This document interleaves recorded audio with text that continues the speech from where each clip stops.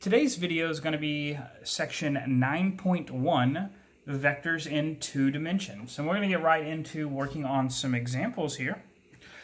The first example is going to be to express the vector v in component form if the initial point is p is at the point 1, -3, and the terminal point is q at 2, 4. We're actually going to look at two different ways to solve this, and the first one is to draw a picture.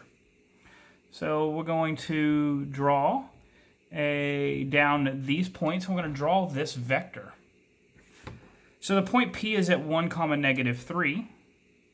1, -3. And so we plot that point. Q is at 2, 4. So I'm going to plot that point. Over 2, up 4. And then I'm going to draw the vector from P to Q. Now, what do we notice? Well, we notice that we move right 1 unit. And if we count how many units we move up, we move right 1 unit and we move up 3 and another 4.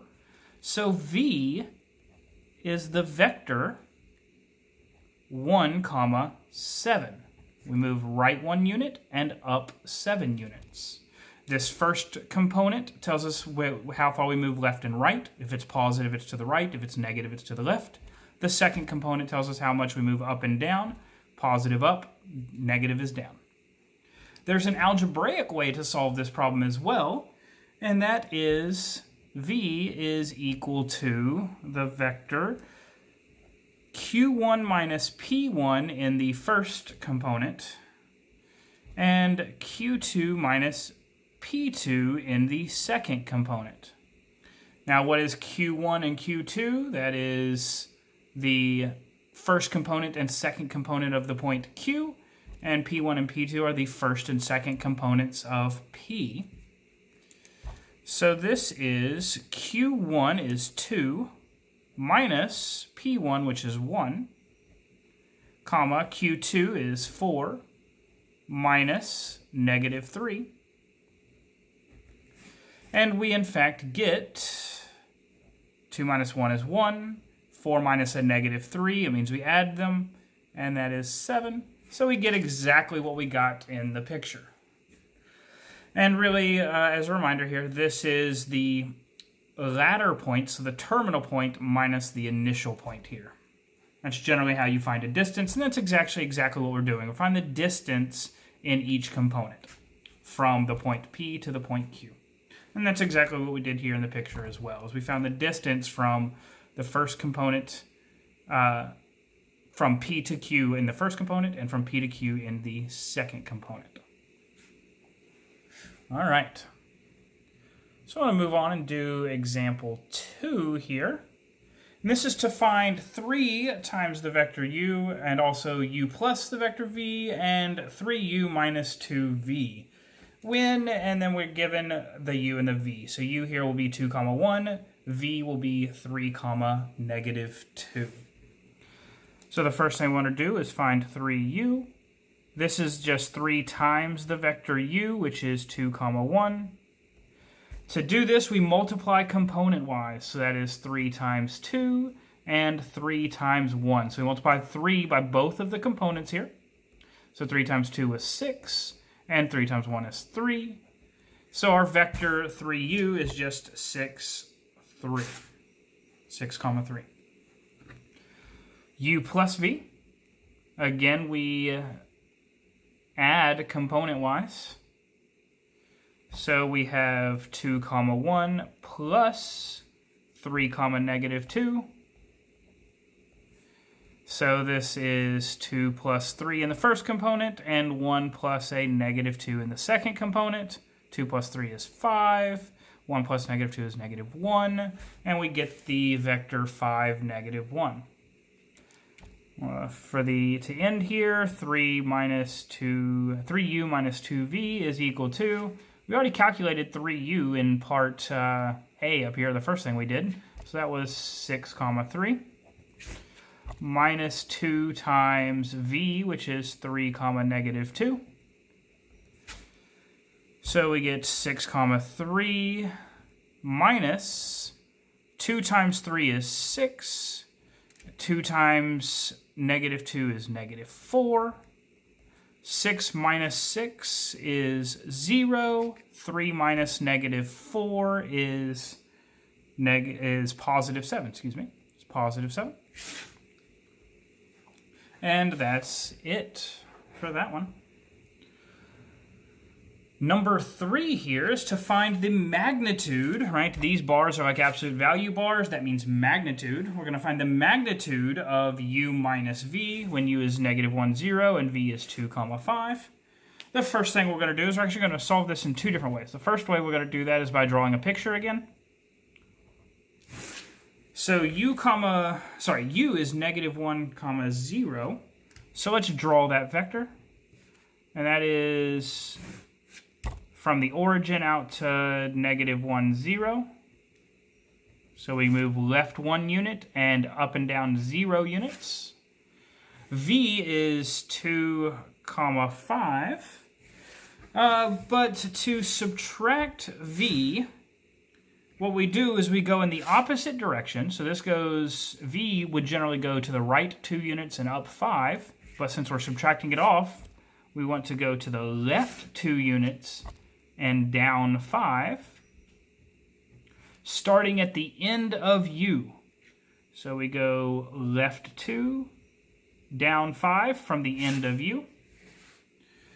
And so u minus v is the vector from the origin until this terminal point at the end of the u minus v.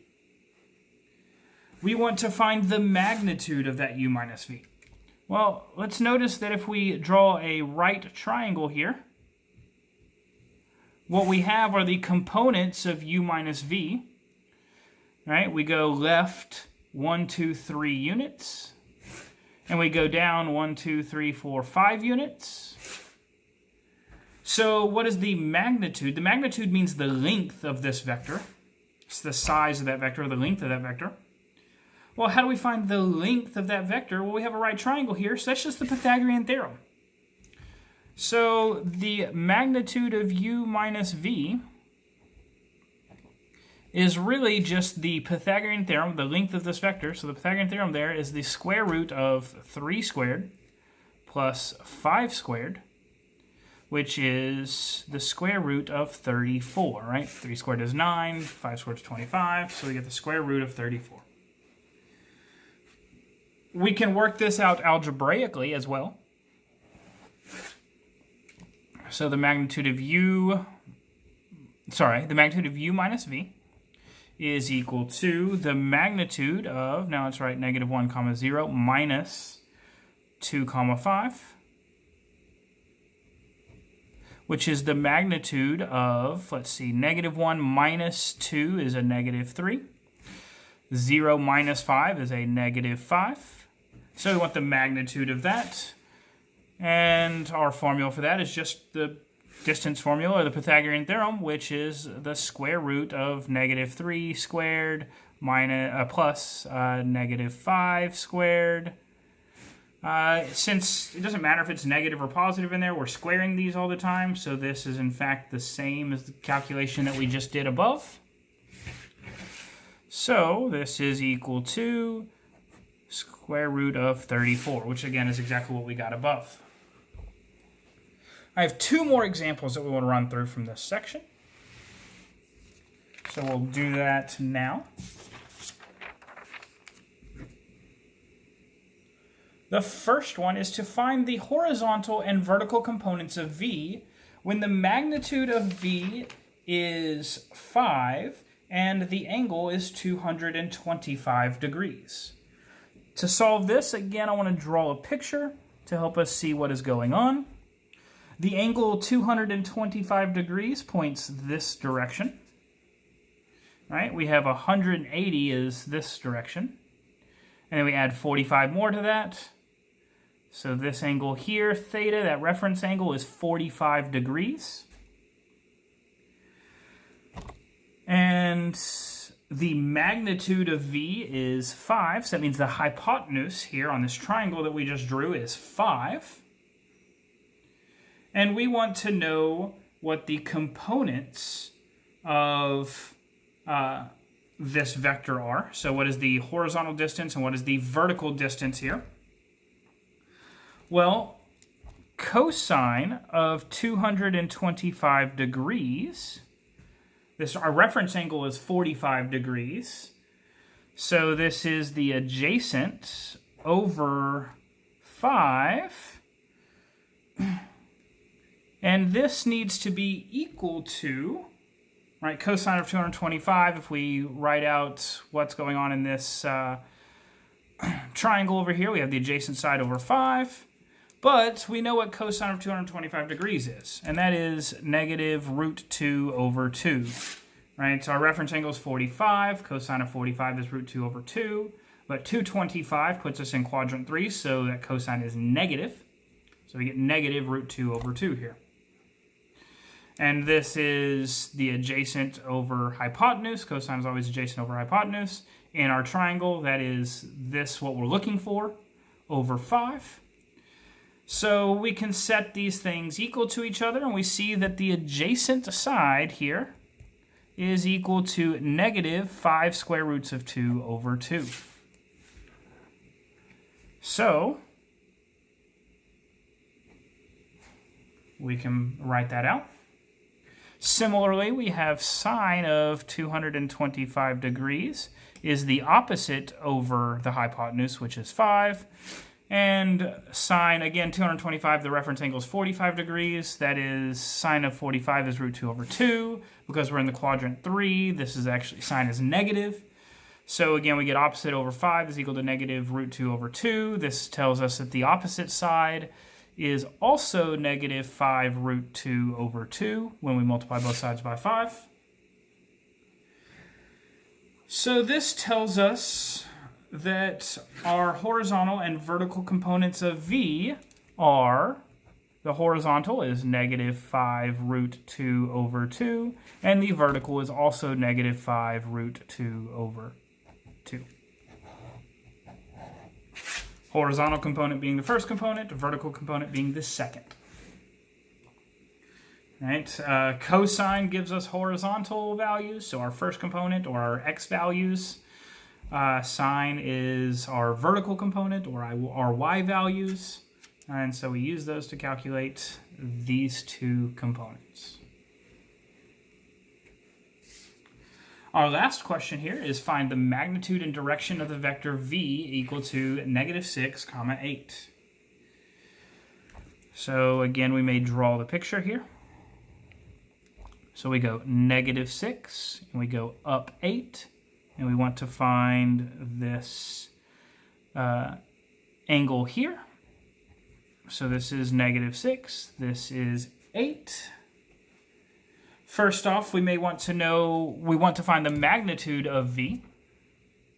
So the magnitude of v is the length of this hypotenuse.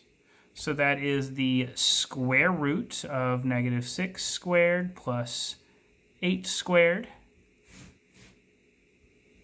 which is equal to the square root of 36 plus 64, which is equal to the square root of 100, which is 10. We also want to know the direction of this vector. Well, tangent of theta, if we just look at the triangle that we've drawn out here, tangent of theta is opposite over adjacent, which is 8 over negative 6.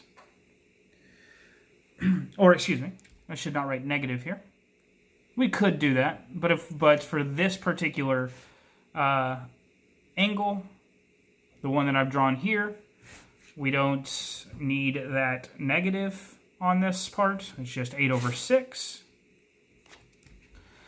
Then we have tangent of theta is equal to 4/3 if we reduce. So tangent inverse of 4/3 is equal to theta. You can plug that into your calculator to determine what theta is. And then the direction of v is, and now let's look at this picture. We want the direction of V. That is, the angle 0 is the positive x direction. So really, when we try to define what this direction is, we want this angle here. How do we calculate that angle? Well, that is 180 degrees minus theta.